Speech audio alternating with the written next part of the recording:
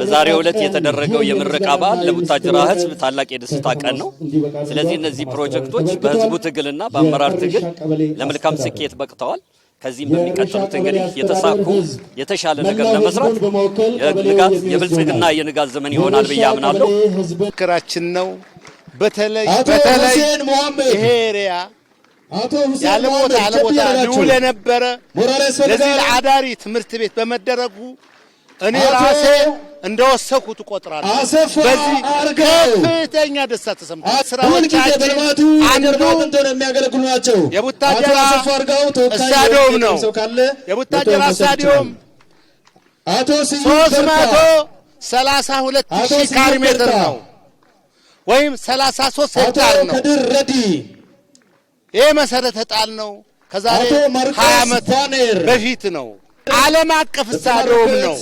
ዓለም አቀፍ ስታዲየም ነው። ተማሪዎቻቸው ከፍተኛ ውጤት የሚያስመዘግቡ ስታዲየም ላይ ለሀገር የሚተርፉ ትውልድ የኛ እጅ አለበት። ወጣቱም ሆነ ለአካባቢው ከሱስ የጸዳ ማህበረሰብ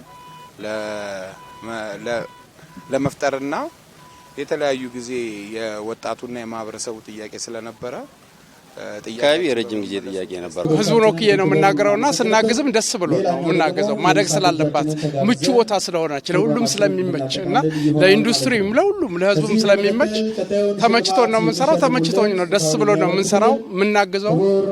ሚለማውም ደስተኞች ሆነን ነው የምናለማው። አሁን ያው ምርጥ ሆኗል። መጫወቻ ምናምን ተሰርቷል። ደስታ ተሰምቶኛል። በጣም ነው ደስ ያለኝ።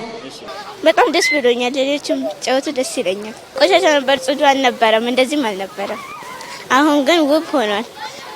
ቡታጅራ ከተማችንን አብረቀዋል።